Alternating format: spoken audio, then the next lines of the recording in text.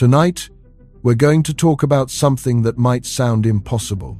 The Big Bang wasn't the beginning.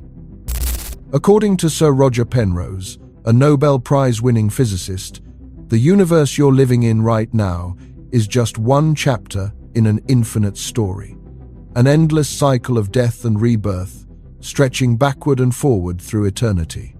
And the evidence, he claims, is written in the oldest light we can observe.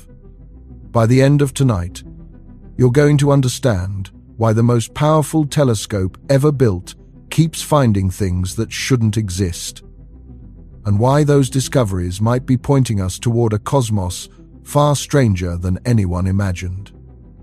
Before we get started, if you love exploring the depths of space as much as we do, take a second to like the video or subscribe.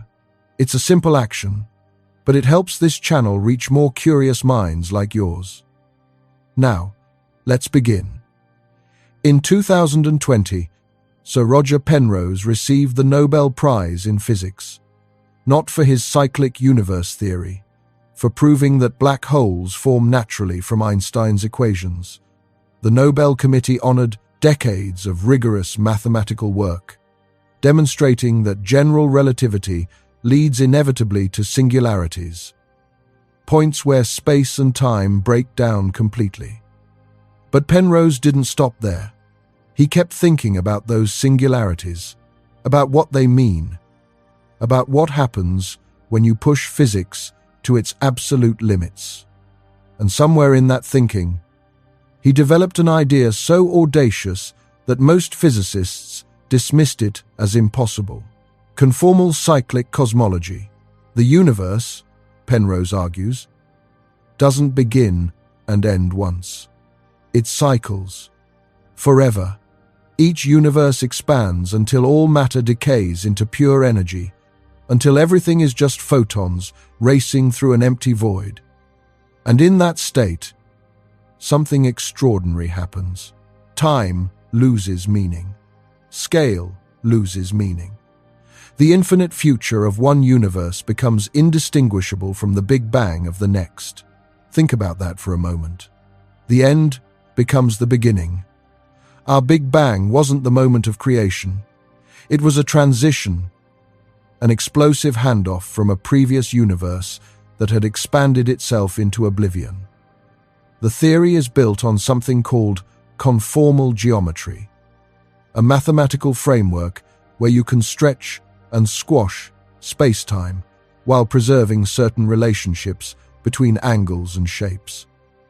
Penrose realized that if you take the infinitely stretched out end of an old universe and apply the right conformal transformation, it looks exactly like the compressed, hot beginning of a new one.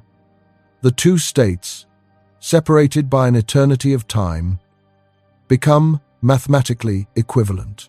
You can map one onto the other. This isn't science fiction. It's rigorous mathematics developed by one of the world's leading mathematical physicists. But mathematics alone doesn't make something true. You need evidence. You need observations that match the theory's predictions. And that's where things get interesting. Because Penrose claims he's found exactly that evidence.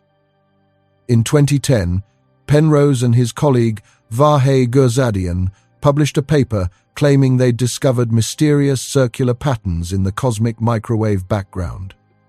The cosmic microwave background is the afterglow of the Big Bang, the oldest light in the universe. It was emitted about 380,000 years after the Big Bang, when the universe cooled enough for atoms to form and light to travel freely.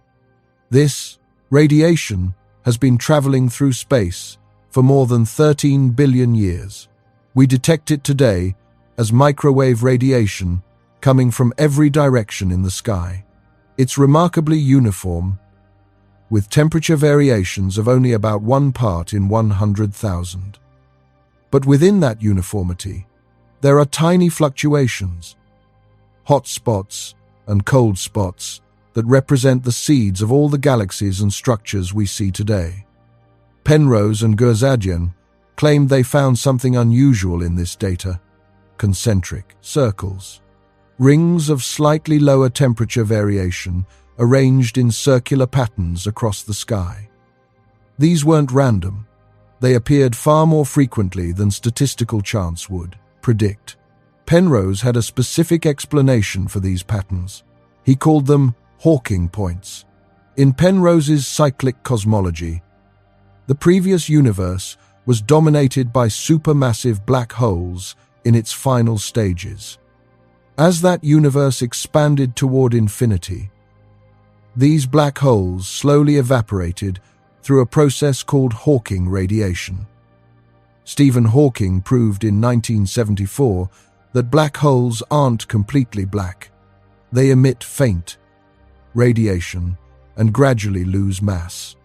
For a supermassive black hole, this process takes an unimaginably long time, far longer than the current age of the universe. But in Penrose's model, the previous universe had all the time it needed. Eventually, every black hole evaporated completely. The radiation from this evaporation, Penrose argues, gets carried forward into the next universe. It shows up as a glowing disk in the cosmic microwave background, an imprint of a black hole from before our Big Bang.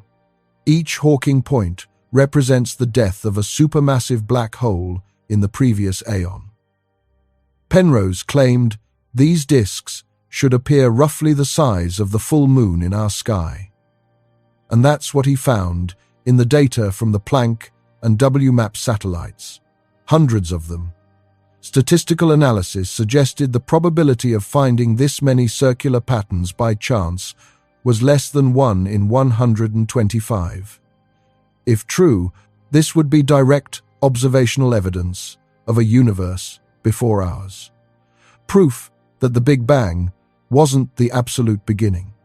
But science doesn't work on single papers, no matter how distinguished the author. Other physicists immediately began checking Penrose's work. Within weeks, multiple research groups published rebuttals. They created simulated cosmic microwave background maps using the standard model of cosmology, with no previous universe, no cyclic structure, nothing exotic. And they found just as many circular patterns in their simulations as Penrose found in the real data. The circles, they argued, were statistical artifacts. If you look at enough random data, you'll find patterns that seem significant but actually mean nothing. It's called the look elsewhere effect. If you test enough hypotheses, one of them will appear to be confirmed purely by chance.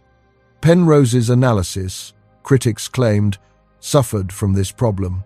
He'd tested thousands of possible circle centers, effectively running thousands of different statistical tests.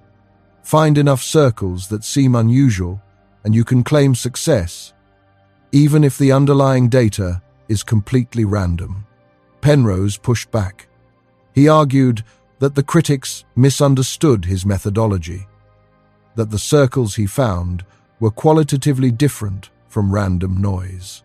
Papers went back and forth through 2011 and 2012. The debate never fully resolved. Most physicists concluded the Hawking points probably weren't real. The evidence wasn't strong enough to overturn the standard Big Bang model. But Penrose didn't give up. In 2018, Penrose published new evidence. This time, instead of looking for circles of uniform temperature, he looked for hotspots, unusually warm patches in the cosmic microwave background where the temperature gradient was much steeper than anywhere else. These hotspots, he argued, were another signature of Hawking radiation from the previous universe. The electromagnetic energy released during black hole evaporation would concentrate into specific points in the next universe's cosmic microwave background. He analyzed data from the Planck satellite and compared temperature gradients in the real universe to temperature gradients in 1,000 simulated universes generated by standard cosmology models. The result was striking. in and around small hotspots. Not a single simulated map had higher temperature gradients than the real cosmos. The temperature variations in real observations were about an order of magnitude higher than what standard models predicted. This time, the claim was harder to dismiss. Temperature gradients are a different kind of signal than circular patterns. They're less susceptible to the look elsewhere effect. But still, most cosmologists remain skeptical. The standard model of cosmology has been tested countless times through countless different observations. It explains the cosmic microwave background, the abundances of light elements, the large-scale structure of the universe, the expansion rate, all of it fitting together into a coherent picture. Overthrowing that model requires extraordinary evidence. Penrose's hotspots, while intriguing, weren't enough. And then the James Webb Space Telescope started making observations. Webb launched on Christmas Day, 2021. It's the most powerful space telescope ever built, with a mirror over 21 feet across, or 6.5 meters, and instruments sensitive to infrared light. This combination allows it to see farther back in time than any previous telescope. Light from distant galaxies gets stretched by the expansion of the universe. The farther away something is, the more its light shifts toward redder wavelengths. Webb's infrared sensitivity means it can detect light from galaxies so distant that their visible light has been stretched all the way into the infrared. Almost immediately after it began science operations in July 2022, Webb started finding things nobody expected. Galaxies. Massive, bright, fully formed galaxies in the first few 100 million years after the Big Bang. Places and times where, according to standard models, such galaxies shouldn't exist yet. One of Webb's first targets was a region near the Big Dipper. The telescope detected faint lights that had traveled for over 13 billion years. These objects were born just 500 million years after the Big Bang, and they were enormous, already rivaling the Milky Way in size.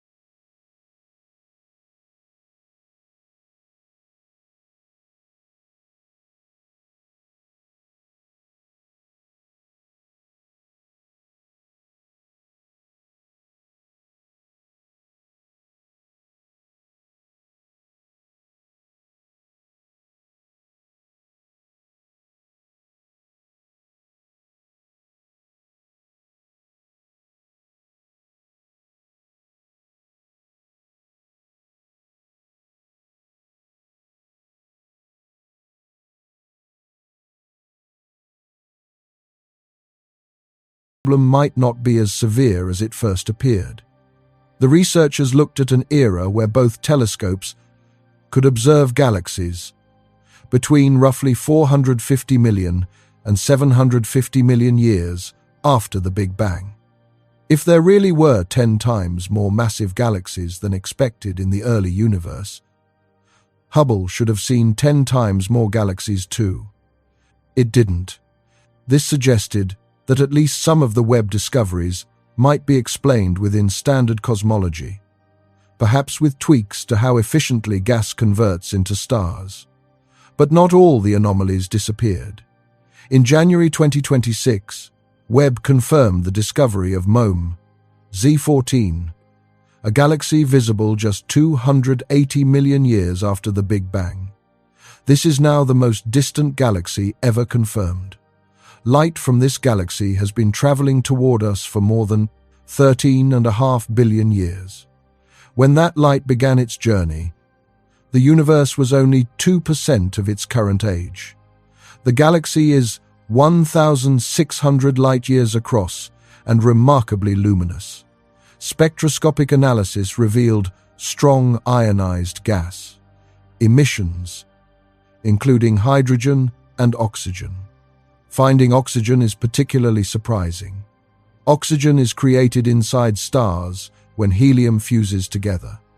It takes multiple generations of stars to produce significant amounts of oxygen. A star forms, lives, and then dies in a supernova, scattering oxygen into space.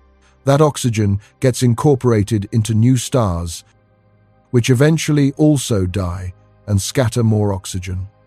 This cycle repeats until there's enough oxygen to detect in a galaxy's spectrum. All of this takes time. But MOME Z14 existed only 280 million years after the Big Bang. There wasn't enough time for multiple generations of stars. Yet the oxygen is there. Researchers noted that some ancient stars in the Milky Way show unusual nitrogen enrichment, and Webb is seeing similar nitrogen signatures in these early galaxies. It's as if the early universe was somehow producing heavy elements faster than it should have been possible. This rapid chemical enrichment is one of the most profound mysteries Webb has uncovered.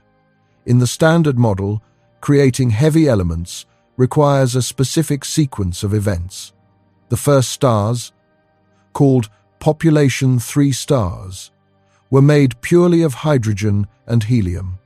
They lived fast, died young, and exploded as supernovae, scattering the first heavy elements into space.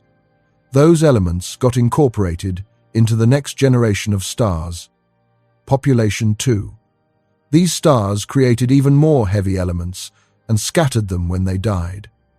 Only after multiple generations do you get population 1 stars, like our Sun, which contain enough heavy elements to form rocky planets. This process takes hundreds of millions of years, possibly over 1 billion. Yet Webb is finding significant amounts of oxygen, carbon, and nitrogen in galaxies that existed only 200 to 300 million years after the Big Bang. Something accelerated this process. Either the first stars formed much earlier than we thought, or they produced heavy elements far more efficiently than our models predict, or there's a completely different mechanism at work.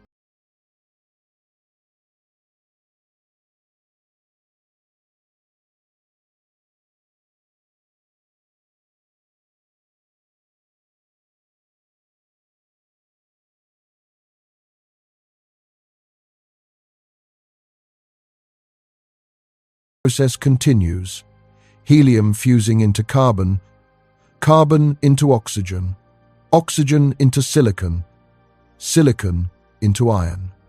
Each fusion reaction releases energy that keeps the star from collapsing under its own gravity. But iron is the end of the line. Fusing iron requires more energy than it releases. When a massive star's core turns to iron, fusion stops. Without the outward pressure from fusion, gravity wins. The core collapses catastrophically in less than a second. The outer layers rebound in a supernova explosion. This explosion creates extreme conditions where elements heavier than iron can form. The rapid capture of neutrons, called the R process, creates gold, platinum, uranium, and other heavy elements. The supernova also disperses all these elements into the surrounding space. This enriched gas eventually becomes part of the next generation of stars and planets. This is how the periodic table gets built, element by element, generation by generation. But it takes time. A massive star might live for only a few million years before going supernova. But you need enough time for that star to form, for it to evolve through its life cycle, and for it to explode. Then you need time for the enriched gas to cool and condense into new stars. Multiple cycles of this process are required to build up significant concentrations of heavy elements. Standard models suggested this would take at least 500 million years, probably closer to 1 billion. Yet Webb is finding galaxies with substantial heavy element enrichment at 300 million years. How? One possibility is that the first stars were far more massive than we thought. If population 3 stars had masses of hundreds or even thousands of suns, they would have burned through their fuel in just a few million years. They would have produced vast quantities of heavy elements and dispersed them through powerful supernovae. This could accelerate the enrichment process. But there's a problem with this idea. Very massive stars are unstable. Theoretical models suggest stars above a certain mass, around 200 to 300 solar masses, become so luminous that radiation pressure blows them apart before they can finish forming.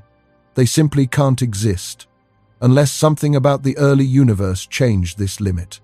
Maybe the lower metallicity of the first stars allowed them to be more massive. Maybe different cooling processes were at work. Another possibility is that some of the first stars collapsed directly into black holes without exploding. These failed supernovae wouldn't enrich the interstellar medium. But if only a fraction of massive stars fail to explode, that might actually help. The stars that do explode would be more effective at dispersing their heavy elements. Or perhaps there's a completely different source of heavy elements we haven't considered. Colliding neutron stars create enormous amounts of heavy elements through the R process. If neutron star mergers were more common in the early universe, they could contribute significantly to chemical enrichment. But this seems unlikely. Neutron stars form from supernova explosions. You need supernovae first, before you can have neutron star mergers. The mystery remains unsolved. Every explanation requires either changing our understanding of stellar evolution or invoking processes we haven't observed, or accepting that the early universe was fundamentally different in ways our models don't capture. And then, there's the Hubble tension. This is one of the biggest unsolved problems in cosmology right now. It has to do with how fast the universe is expanding. The expansion rate is called the Hubble constant. If you measure it using light from the cosmic microwave background, you get about 67 kilometers per second per megaparsec. This means that for every megaparsec of distance, roughly 3.26 million light-years, space expands by 67 kilometers every second. But if you measure the Hubble constant using observations of nearby stars and galaxies, you get a different answer. About 73 kilometers per second per megaparsec. That's a 9% difference. 9% might not sound like much, but in science, it's huge. Both measurements are extremely precise, with error bars much smaller than the gap between them. This shouldn't be happening. If our understanding of the universe is correct, both methods should give the same answer. For years, scientists hoped one of the measurements was wrong. Maybe there was some systematic error in how distances were calculated, or maybe dust was affecting observations in unexpected ways.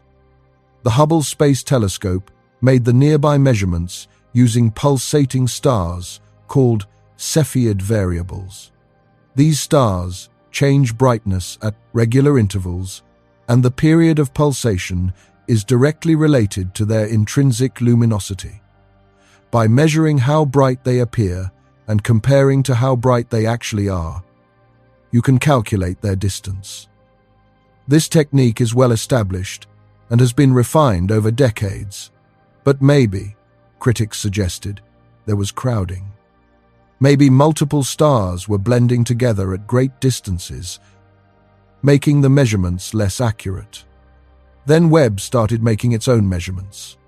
Webb has 4 times the resolution of Hubble and roughly 10 times the sensitivity. It can see through dust, and clearly separate individual stars that Hubble could only see as blurry groups. If there were systematic errors in Hubble's measurements, Webb should reveal them. In late 2023 and through 2024, Webb observed the same Cepheid variables Hubble had measured. The results matched. Webb confirmed Hubble's measurements with remarkable precision.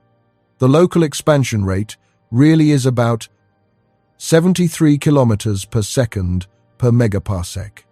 This means the discrepancy is real. It's not a measurement error. The universe really does seem to be expanding at different rates, depending on how you measure it. Or more precisely, the expansion rate you calculate depends on whether you use data from the early universe or the present-day universe. Some researchers proposed exotic physics to explain this. Maybe dark energy evolved over time. Maybe the cosmological constant isn't actually constant. Maybe there's early dark energy that existed briefly in the first moments after the Big Bang. These ideas could potentially reconcile the measurements, but they require adding new physics to our models. Other researchers had a different thought.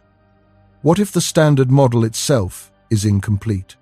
What if something fundamental about how we understand the universe's history is wrong? This is where the story takes an even stranger turn. Some cosmologists have begun exploring a radical possibility. What if our universe isn't alone? What if it's one bubble in an infinite foam of universes? And what if these universes can interact? The multiverse isn't a new idea. It emerges naturally from certain interpretations of quantum mechanics and from inflationary cosmology. But usually, these other universes are thought to be completely separate, causally disconnected from ours. We can't see them. We can't touch them. They can't affect us. But what if that's wrong? What if during the inflationary epoch, the first fraction of a second after the Big Bang, our universe interacted with another universe? Maybe it collided with a neighboring bubble.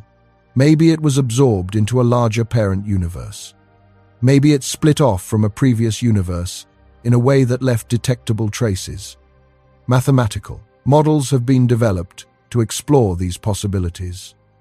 Researchers simulate multiple universes interacting gravitationally, merging, exchanging energy. The results are fascinating. When 2 universe bubbles collide, the interaction creates ripples in space-time that propagate through both universes. These ripples could show up as anomalies in the cosmic microwave background, not Penrose's circular patterns, necessarily, but other kinds of patterns, asymmetries, features that can't be explained by single universe inflation. Some researchers claim they've found hints of such asymmetries in the cosmic microwave background data. A preferred direction in space, a slight temperature difference between one hemisphere of the sky and the other. These anomalies are subtle and contested. They could be real signals of multiverse interactions, or They could be instrumental effects or statistical flukes. But the possibility is intriguing. If our universe did interact with another universe during inflation, that interaction might have seeded our universe with more structure than standard inflation predicts. It might have created density fluctuations that led to faster galaxy formation. It might explain why we're seeing massive galaxies so early. The interaction could also affect the expansion rate. If our universe absorbed mass energy from another universe, or if the collision imparted momentum to our cosmic expansion, the expansion rate could be different from what single universe models predict. This wouldn't be the same as Penrose's cyclic cosmology. These are contemporary multiverse models based on inflation, not on conformal geometry. But they share something important with Penrose's idea. They both suggest that what we call the Big Bang might not have been the absolute beginning. It might have been a transition, a collision, an interaction with something that existed before. Now let's talk about what Webb found that might be the strangest discovery of all: the little red dots. When Webb first started observing the deep universe, astronomers noticed hundreds of peculiar objects in the images. Tiny red dots, compact and bright, appearing in regions of space corresponding to the first billion years after the Big Bang. These objects were completely unexpected. Nobody had seen anything quite like them before. At first, researchers thought they might be distant galaxies heavily obscured by dust. Dust absorbs blue and ultraviolet light, making galaxies appear redder. But the more they studied these objects, the weirder they got. The little red dots are extraordinarily compact, much smaller than typical galaxies. They're also incredibly bright for their size. If they were made purely of stars, they would be the densest galaxies in the universe, with stars packed so tightly together that the night sky on a planet in such a galaxy would be blazing with millions of nearby suns. But spectroscopic analysis revealed something even stranger. These objects show extreme emission lines, signatures of intensely hot gas being illuminated by something powerful. The spectra don't quite match star-forming galaxies. They don't quite match active galactic nuclei powered by supermassive black holes either.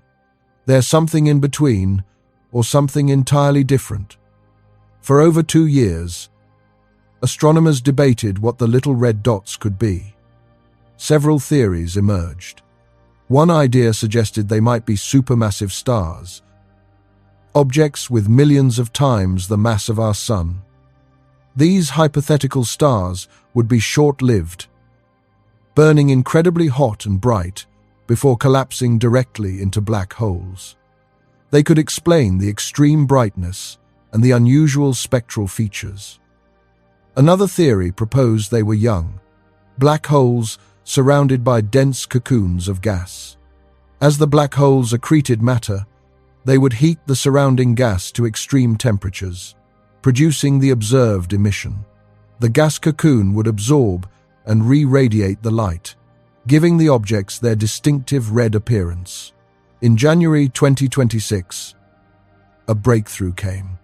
Researchers from the University of Copenhagen published a study in Nature, identifying the little red dots as young black holes embedded in extremely dense clouds of ionized gas. These black holes are about 10 million solar masses, large but not yet supermassive. They're accreting matter voraciously, growing rapidly as they consume the gas around them.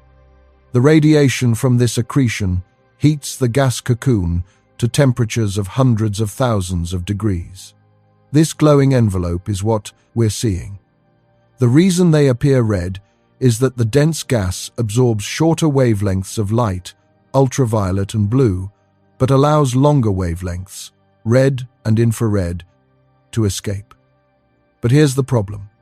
These black holes shouldn't exist yet. A black hole with 10 million solar masses requires either a very long time to grow through accretion, or it needs to start from a much larger seed than we think is possible. In the standard picture, black holes form from dying massive stars.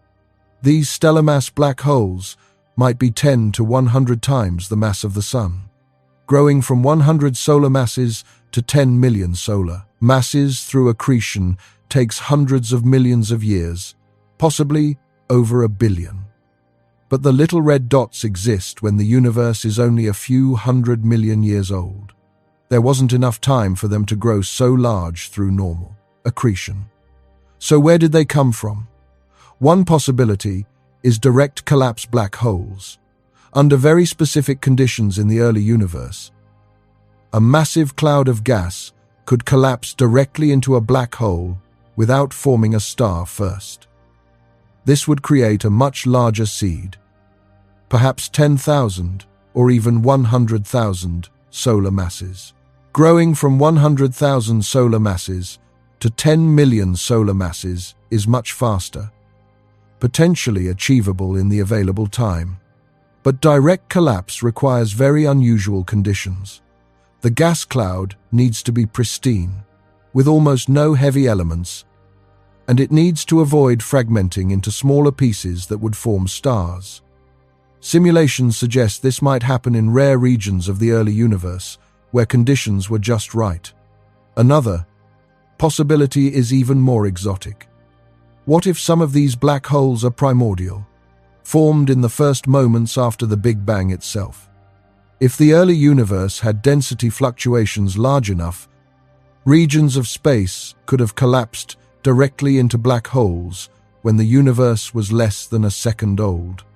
These primordial black holes would have had billions of years to grow before the little red dots were observed.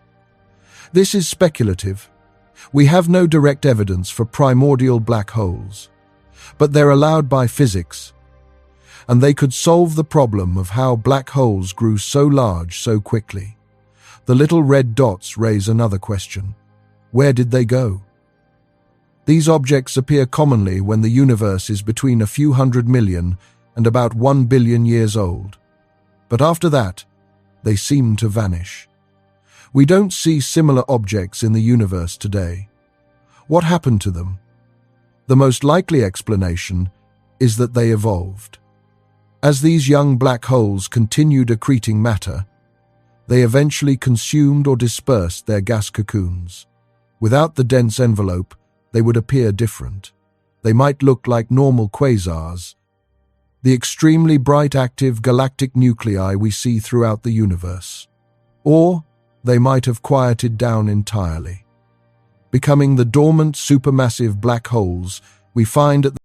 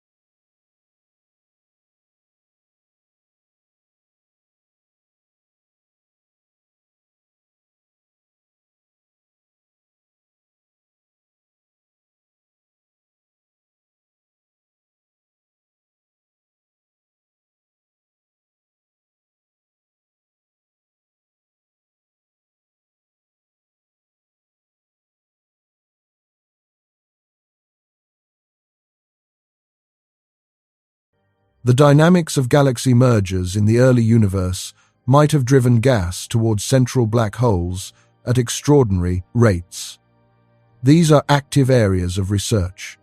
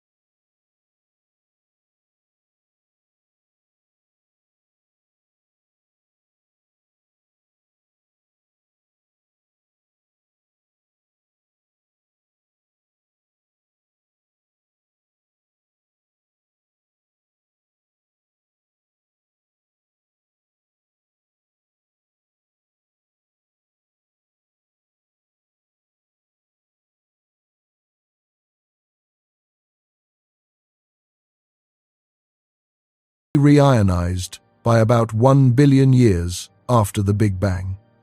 But Webb is finding evidence that reionization might have happened differently.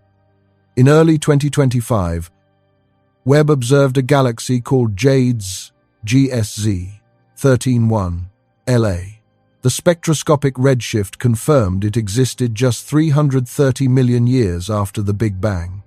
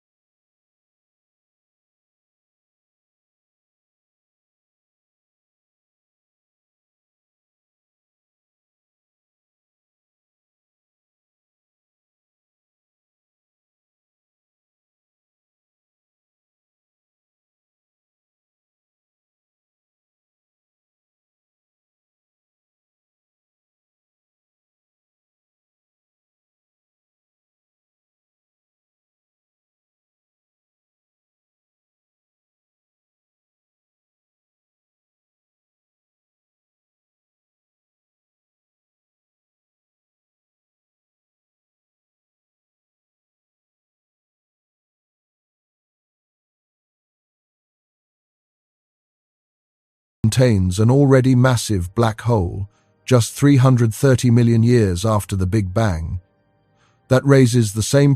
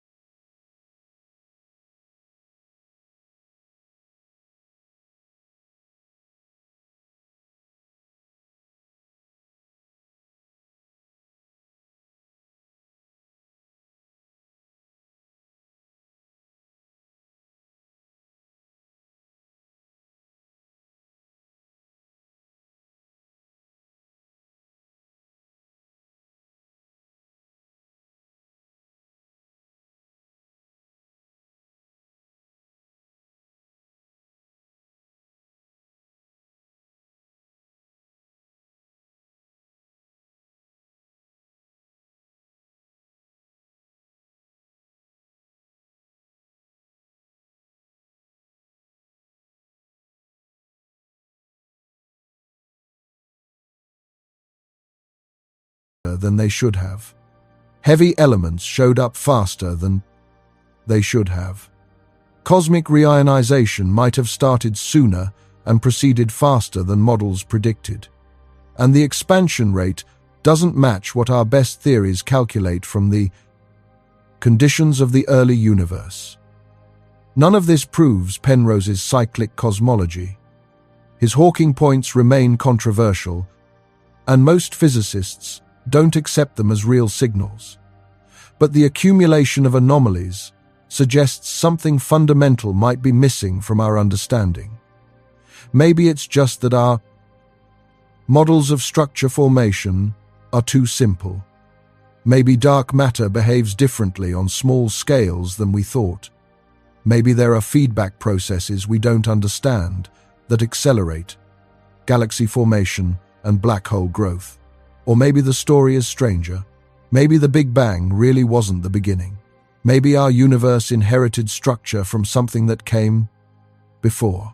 Let's explore what Penrose's theory actually claims about the transition between aeons. This is where the mathematics gets truly fascinating.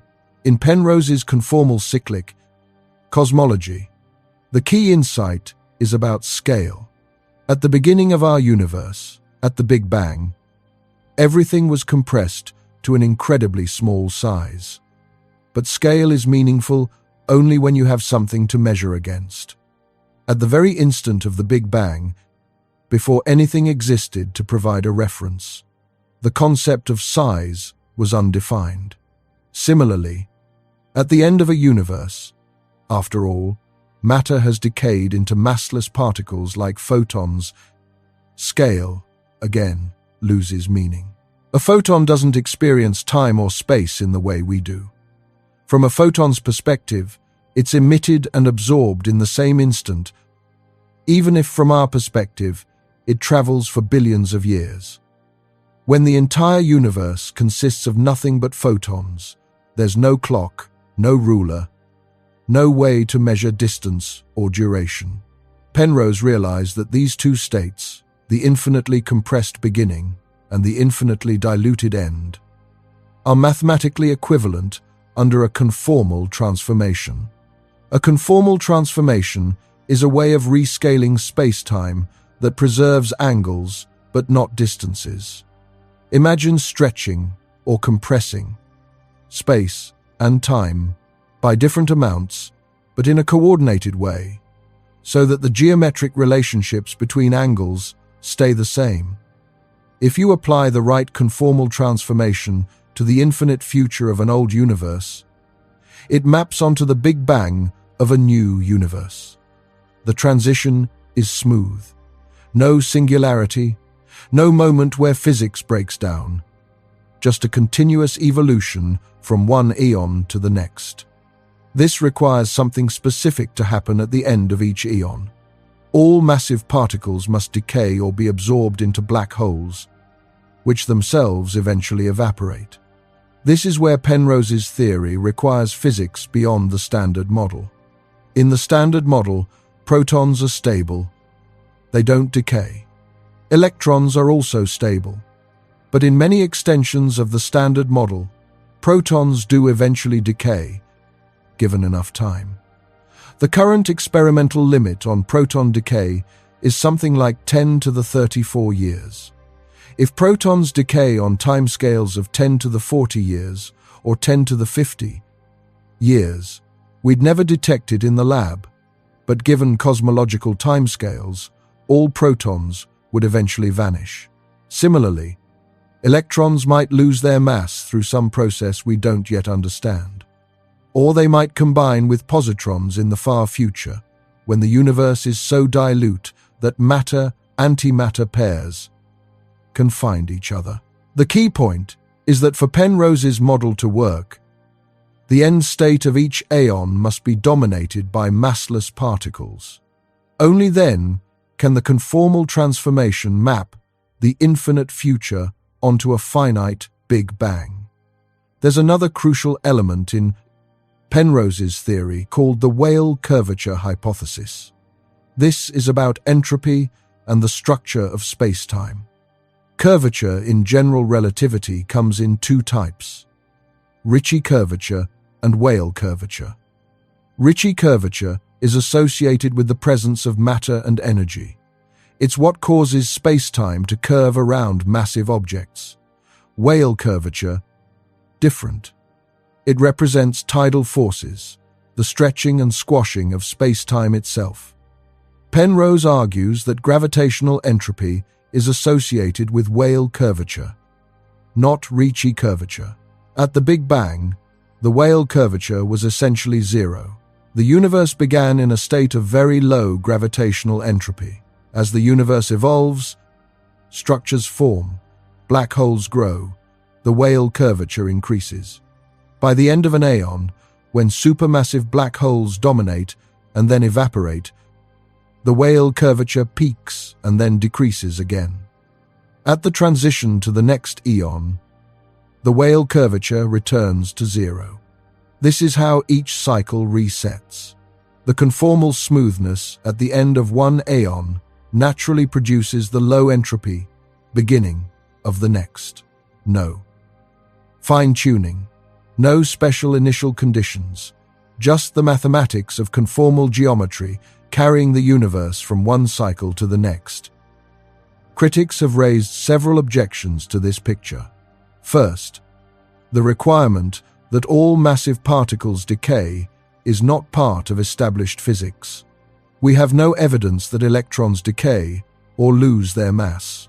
Second, even if particles do decay, the process of black hole evaporation is incredibly slow for supermassive black holes. A black hole with 1 billion solar masses would take something like 10 to the 100 years to evaporate completely. That's far longer than the current age of the universe. For all the black holes in a universe to evaporate, you'd need to wait an unimaginable amount of time. Penrose's model requires that this waiting happens, that the universe expands and dilutes for an effectively infinite time before the transition to the next eon. Third, there's the information paradox. Black holes that evaporate should, according to quantum mechanics, release all the information they swallowed. But in Penrose's model, black holes evaporate across the boundary between eons. What happens to that information? Is it lost, violating quantum mechanics? Or is it somehow carried forward into the next universe? Penrose has proposed that quantum information might be preserved through the transition, that the Hawking radiation from evaporating black holes carries information forward as subtle correlations in the next universe's cosmic microwave background. But this is speculative. We don't have a quantum theory of gravity to tell us what really happens. Fourth, there's the question of thermodynamics. The second law says entropy always increases. Each aeon should have higher total entropy than the last. But Penrose argues that the conformal transformation resets gravitational entropy. The Weyl curvature goes to zero. the universe begins again with low gravitational entropy, even though the total entropy might still be increasing in some abstract sense across the full sequence of aeons. This is mathematically possible, but it's subtle, and not everyone finds it convincing. Despite these objections, the theory has appeal. It explains why the universe began in such a special state. It potentially explains features in the cosmic microwave background, if the Hawking points or similar signatures can be confirmed. But Penrose's conformal cyclic cosmology isn't the only alternative to the standard single Big Bang model. Over the past 2 decades, several other bounce cosmologies have been developed. The ekpyrotic universe, proposed by physicists Paul Steinhardt and Neil Turok in 2001, offers a radically different picture. In this model, our universe exists on a 4-dimensional membrane, a brane, floating in higher dimensional space. Every so often, our brane collides with another parallel brane. These collisions are what we experience as Big Bangs. Between collisions, the branes slowly move apart, pushed by a force that manifests as dark energy. After countless billions of years, the force reverses, the branes move back together, and they collide again. The collision releases enormous energy, creating a new, hot, dense state. Crucially, the approaching branes never reach infinite density. The collision is violent but finite, avoiding the mathematical breakdown that plagues standard Big Bang models. Another approach comes from loop quantum gravity. In loop quantum cosmology, space itself is quantized, made of discrete units. When you compress the universe toward the Big Bang, quantum effects prevent reaching a true singularity. Instead, the universe bounces. At extremely high densities, quantum gravitational repulsion halts the collapse and reverses it into expansion. This is called a big bounce. All bounce models share something important.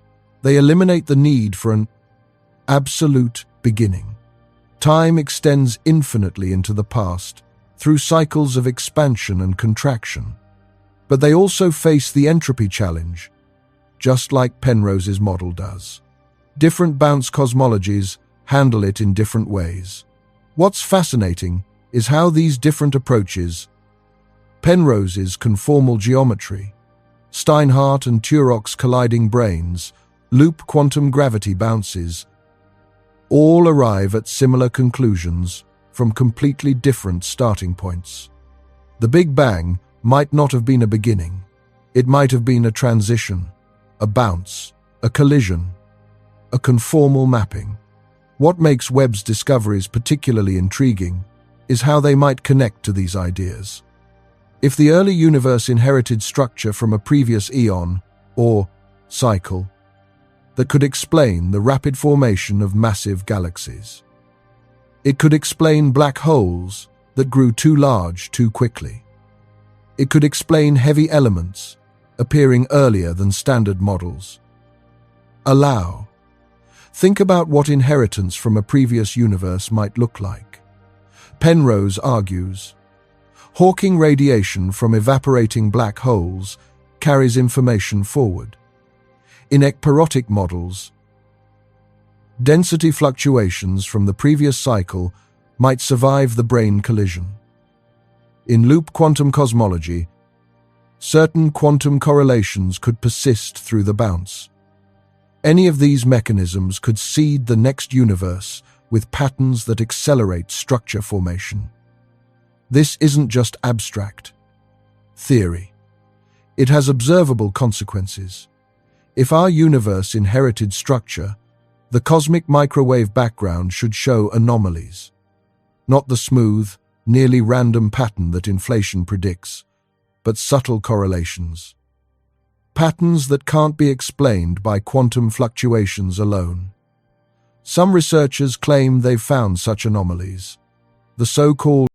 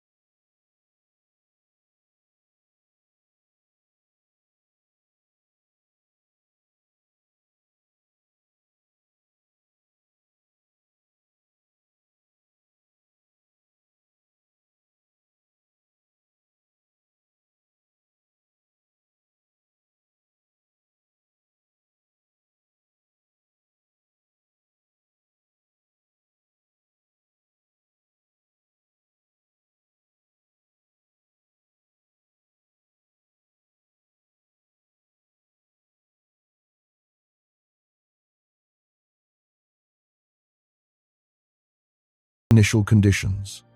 But it also raises new questions. If entropy resets, does causality survive across cycles? Can information pass from one aeon to the next? Or is each cycle truly independent, with no memory of what came before? Penrose argues, information does survive, encoded in the Hawking radiation. Others argue the transition erases almost everything. These aren't just academic questions.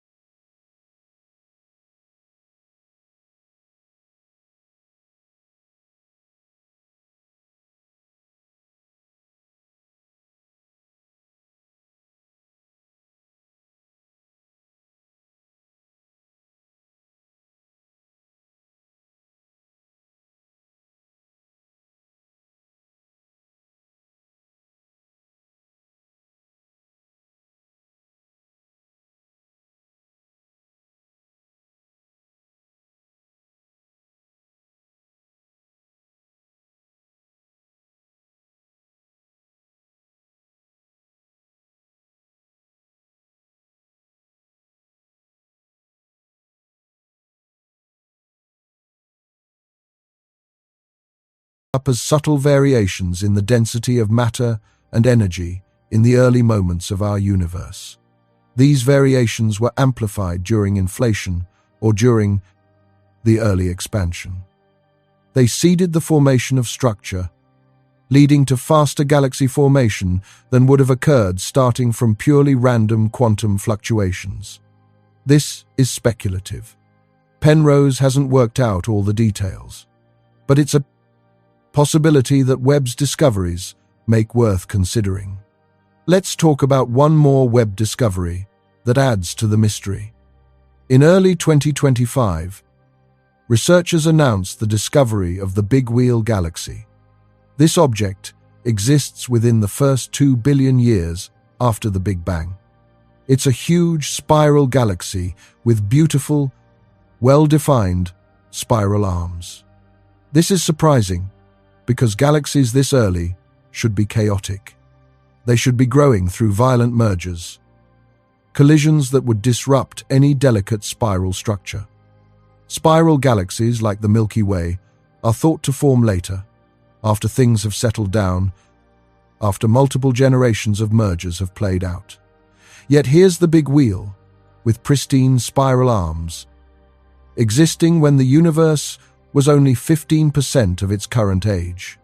Either it formed through exceptionally smooth accretion, avoiding major mergers, or it experienced mergers, but somehow preserved its structure through them.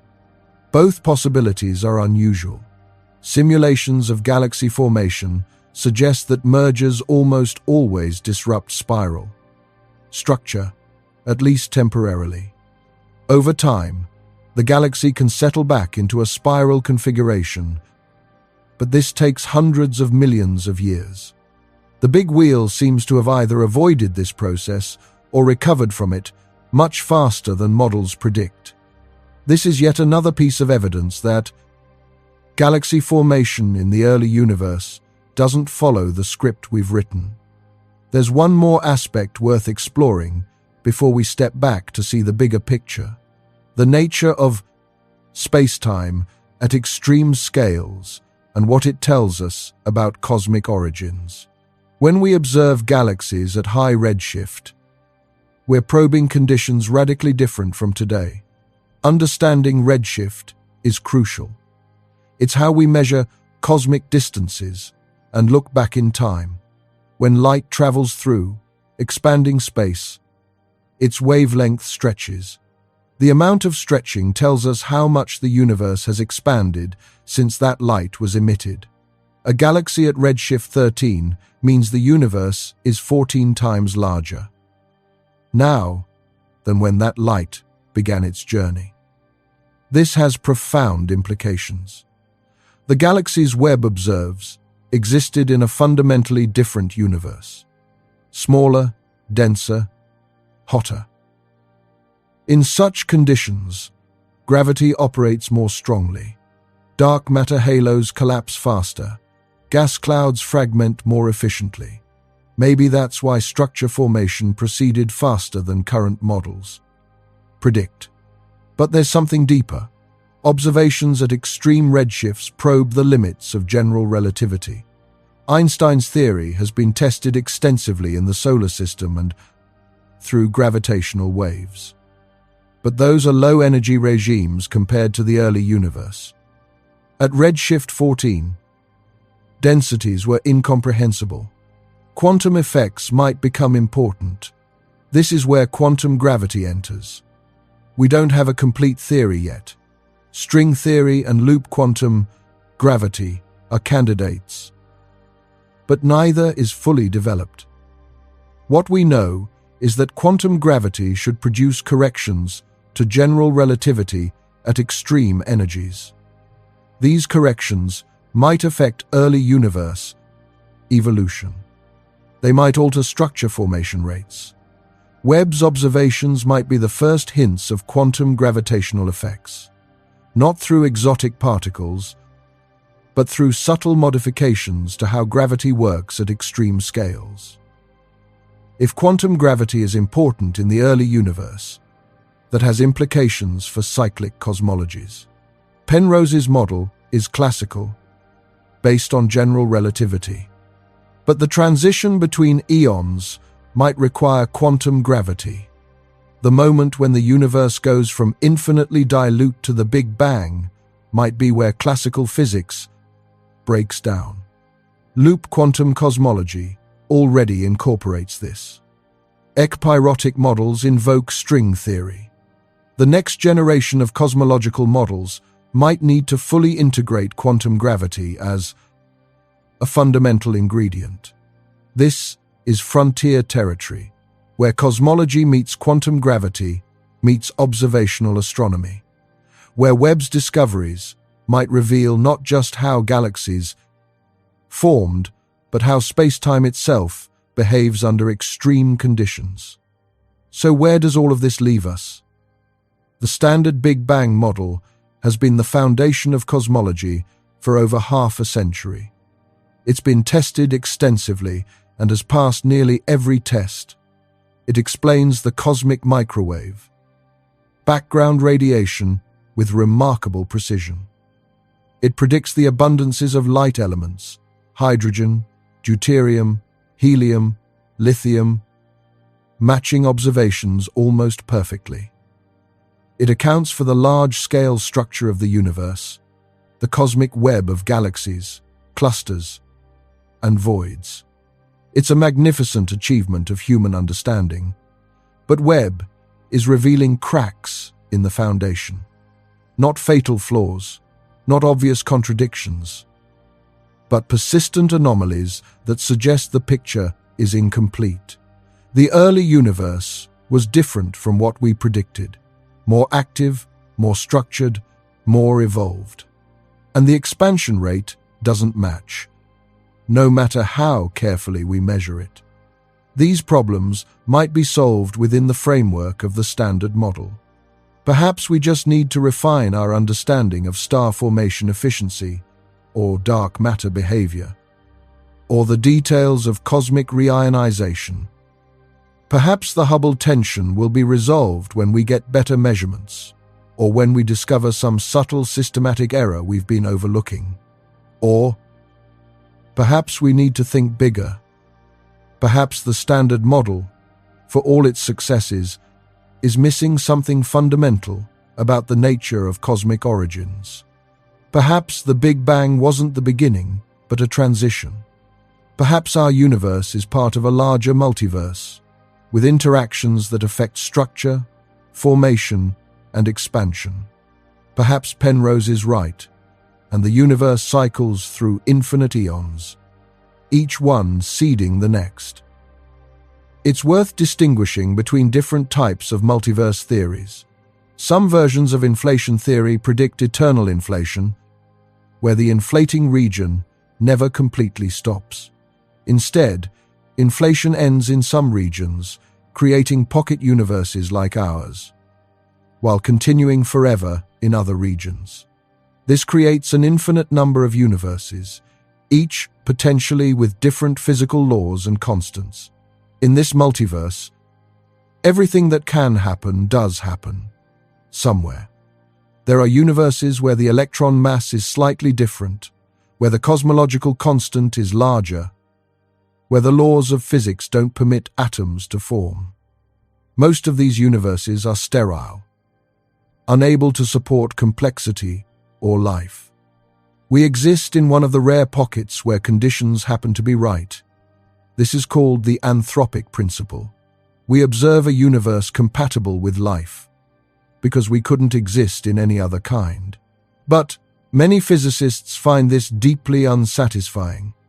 It seems to give up on explaining why our universe has the properties it does. Instead of deriving the constants of nature from fundamental theory, we're told they're accidents of which pocket universe we happen to inhabit. Penrose's cyclic model is different. There's only one universe, cycling through different states. The laws of physics don't change between eons. The constants of nature remain the same. What changes is the structure, the distribution of matter and energy, the phase of the cosmic cycle. This is more philosophically appealing to those who want a deterministic, predictable cosmos. The ekpyrotic and loop quantum cosmology models fall somewhere in between.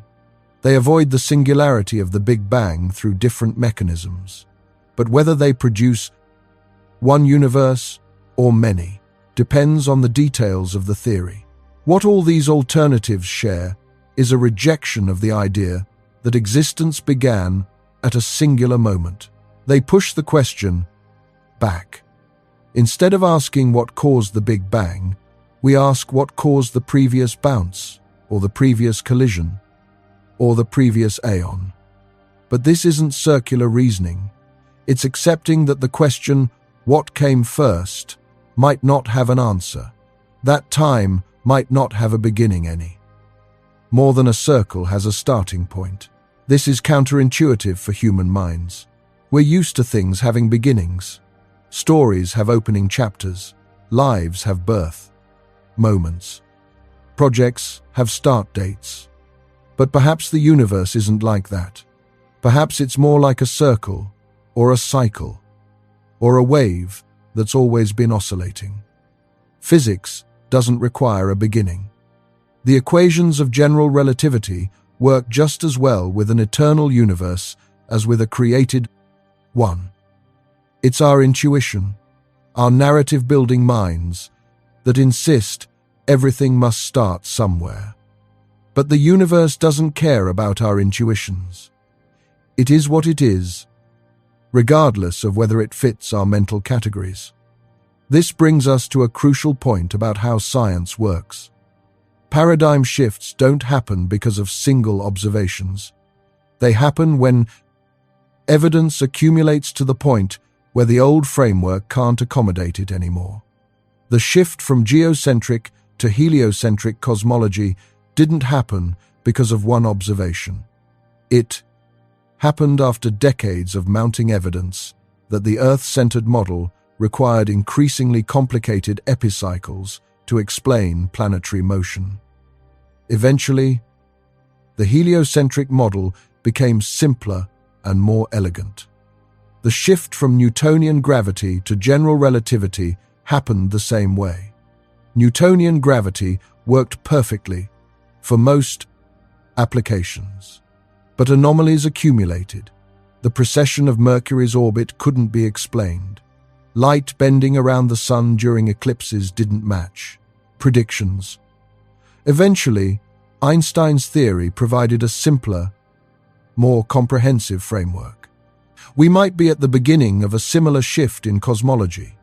The standard Big Bang model with inflation works remarkably well. It explains the cosmic microwave, background, light element abundances, large-scale structure. But cracks are appearing. The Hubble tension won't go away. Webb keeps finding galaxies and black holes that formed too early. Cosmic microwave background. Anomalies persist. Maybe these are just details to be worked out within the existing framework. Or maybe they're the first signs that the framework itself needs replacing. History suggests we should keep an open mind. The greatest scientific breakthroughs often come from questioning the most fundamental assumptions. And few assumptions are more fundamental than whether the universe had a beginning. When Penrose proposed conformal cyclic cosmology, most physicists dismissed it. Too speculative, too dependent on physics we don't understand, too difficult to test. But he persisted. He searched for observational signatures. He refined the mathematical framework. He published papers, gave talks, defended his ideas. Now, more than a decade later, the theory hasn't been confirmed, but it also hasn't been definitively ruled out, and Webb's discoveries have made it slightly more plausible than it was before. That's how science progresses.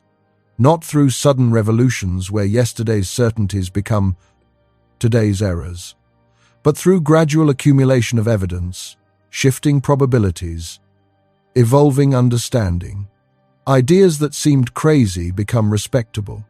Respectable ideas become mainstream. Mainstream ideas become textbook facts. And sometimes, textbook facts turn out to be approximations of something deeper and stranger. That might be happening now with the Big Bang. For 50 years, it's been a textbook fact. The universe began 13.8 billion years ago. Before that, nothing. But maybe that fact is an approximation. Maybe the fuller truth is that the Big Bang was a transition in an eternal cosmos. Maybe we're one aeon in an infinite sequence. Maybe. Death and rebirth happen on the largest scales, just as they do in every other domain of existence. Let's think about what it would mean if Penrose's model turned out to be correct. Every atom in your body would be part of an eternal cycle. The hydrogen in your cells wasn't just created in the Big Bang. It's been through countless previous Big Bangs, countless previous universes. The patterns of galaxies across the sky would echo patterns from previous eons.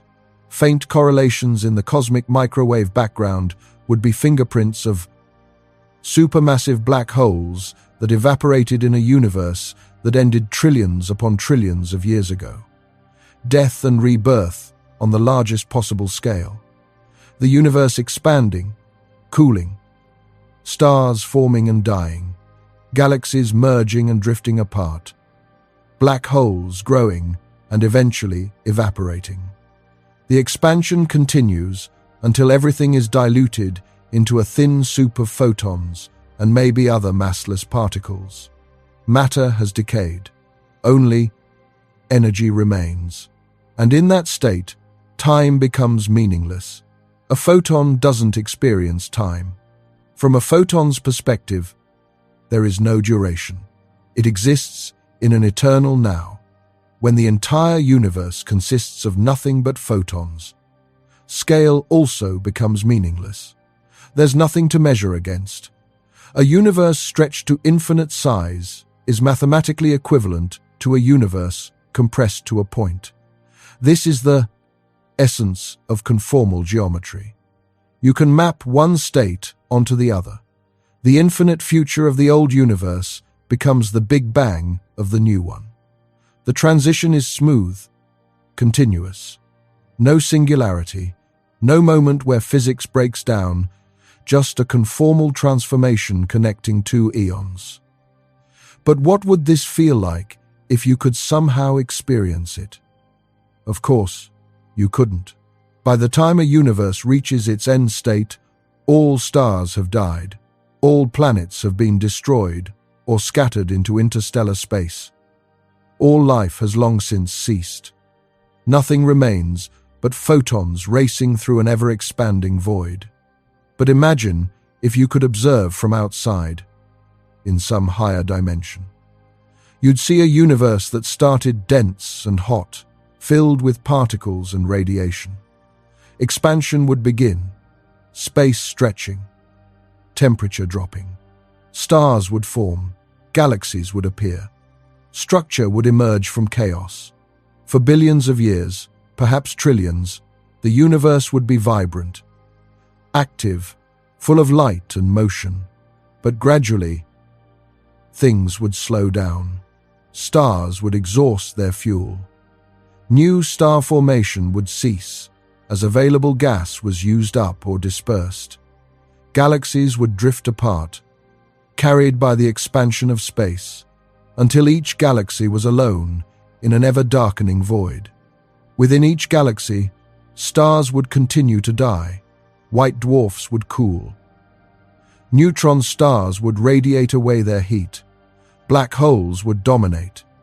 Eventually, even the black holes would evaporate, releasing their mass as Hawking radiation over timescales so long that calling them astronomical would be an absurd understatement. The universe would be empty, dark, cold. Space would continue expanding, but there would be nothing in it except occasional photons, stretched to wavelengths longer than the size of galaxies. And then the transition.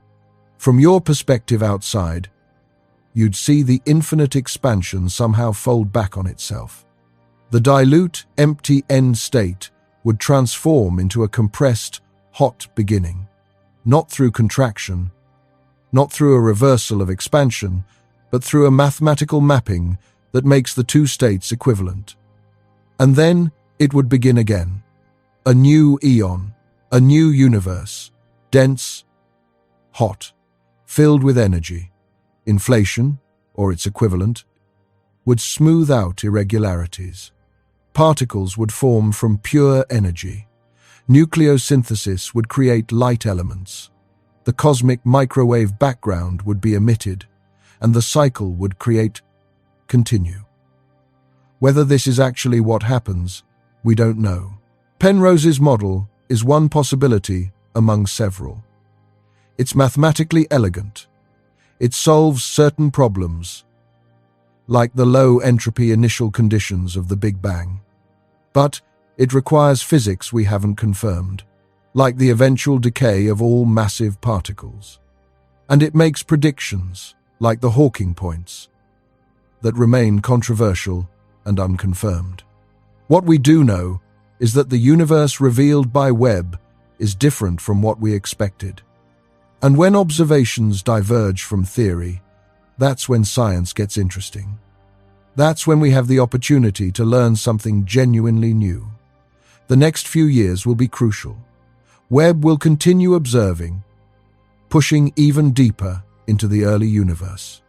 The Nancy Grace Roman Space Telescope is scheduled to launch, probably in late 2026. Roman will have a field of view 100 times larger than Webb's. Where Webb gives us deep, detailed views of small patches of sky, Roman will survey enormous areas.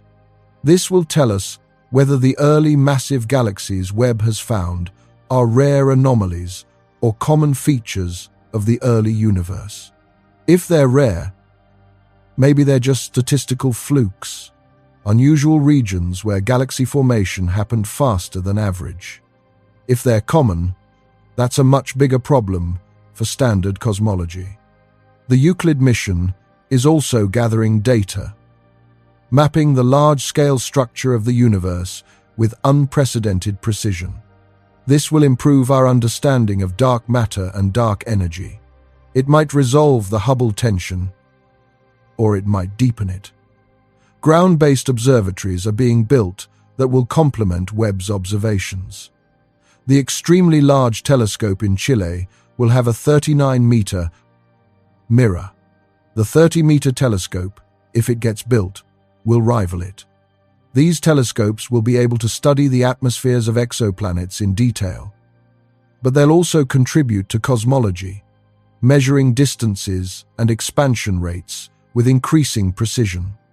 Within 5 to 10 years, we should know whether the anomalies Webb has found represent a fundamental challenge to cosmology or just refinements to our models.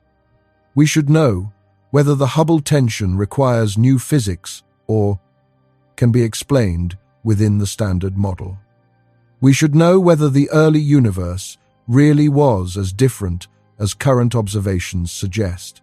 And if the problems persist, if the observations keep defying our models, then ideas like Penrose's cyclic cosmology will move from fringe speculation to mainstream consideration. Not because they're proven, but because they offer frameworks for understanding a universe that turns out to be stranger than we imagined. There's something profound about questioning whether the Big Bang was the beginning. It's such a fundamental assumption in modern cosmology that challenging it feels almost heretical. We've become accustomed to thinking of the Big Bang as the moment of creation, the origin of space and time. Before the Big Bang, there was nothing. No space, no time, no matter, no energy, just nothing. The universe began 13.8 billion years ago, and before that, the concept of before doesn't even make sense. This is what we've been teaching for decades. But what if it's wrong? What if the Big Bang was just a transition, an event, not the event? What if the universe is far older than 13.8 billion years? Older than we can possibly measure because it's been cycling through eons for eternity. This changes everything.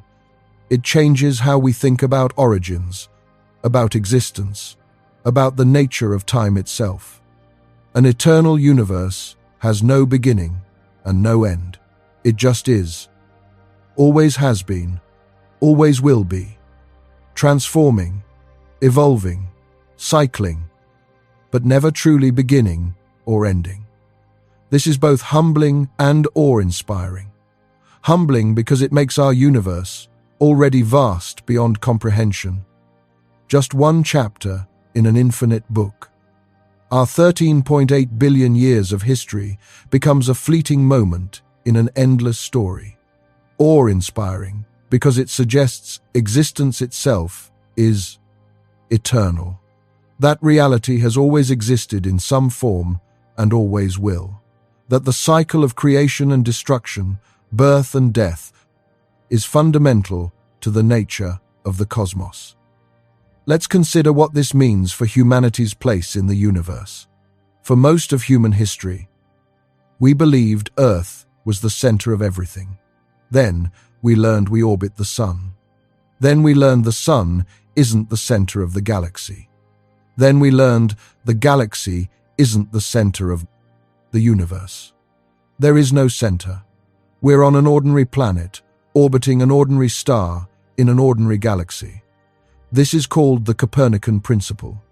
Now we might be facing another shift, not about our location in space, but our location in time. If the Big Bang was the beginning, we exist in a universe that's 13.8 billion years old. We live in a brief era when stars shine and planets exist and life is possible. But if the universe is cyclic, if it's been going through eons forever, then our era isn't special. It's just one moment in an infinite sequence. Other universes came before ours. Other universes will come after. We're not living in the Prites universe. We're living in a universe. One iteration of an eternal cycle. This is both humbling and awe-inspiring in new ways. Humbling because it makes our existence even more temporary. Not just temporary within a universe that will eventually die, but temporary within an infinite sequence of universes. Awe-inspiring because it suggests existence itself is fundamental and eternal. That the cosmos doesn't need creation, doesn't need a first cause. It simply is, always has been, always will be. This connects to ancient philosophical and religious ideas. The Hindu concept of cosmic cycles, yugas stretching across vast time periods. The Buddhist idea of endless rebirths, samsara, without beginning or end. The Stoic concept of eternal recurrence, the cosmos going through infinite cycles of conflagration and renewal. These ideas have existed for millennia. Now, they're being explored through physics and mathematics, ancient wisdom, and cutting-edge science converging on similar conclusions. The universe might be eternal. Time might have no beginning. What we call creation might be transformation. Think about the timescales involved. If the universe really is cyclic, each aeon might last an almost incomprehensible amount of time. Our current aeon has been expanding for 13.8 billion years. If it continues expanding forever, stars will burn out in trillions of years.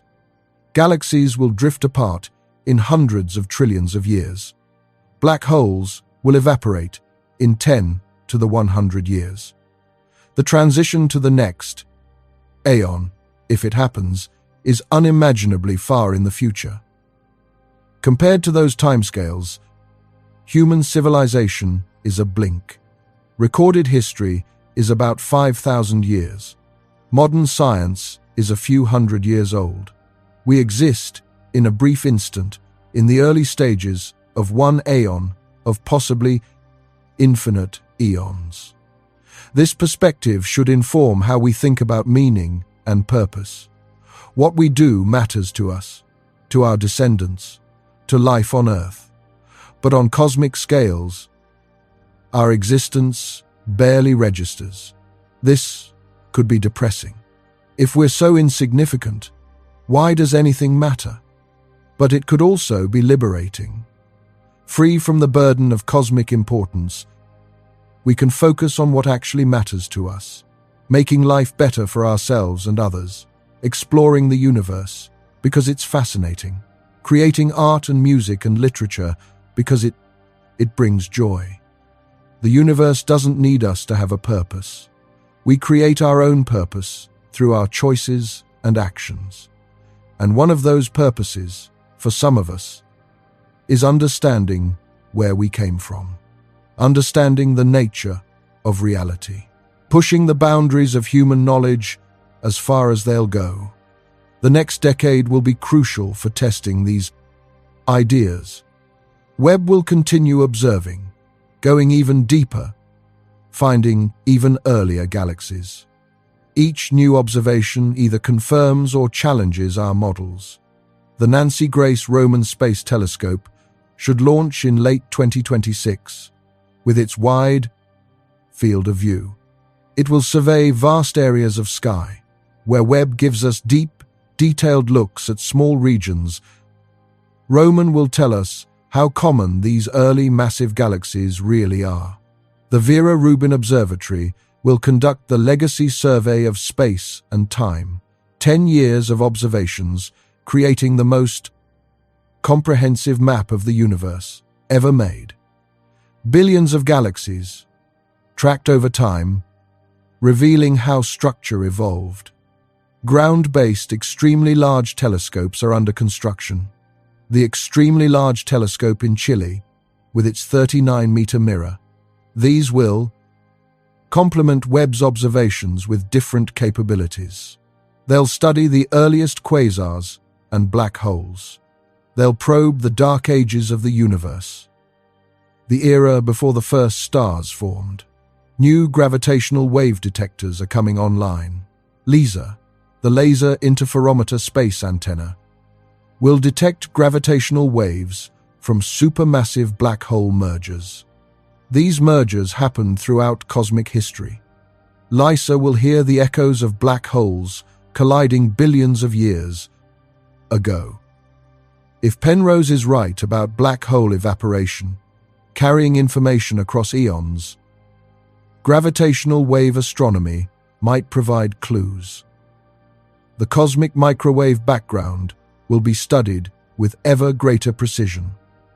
New satellites and ground-based experiments will map polarization in exquisite detail. The search for primordial gravitational waves continues. If they're detected, they could distinguish between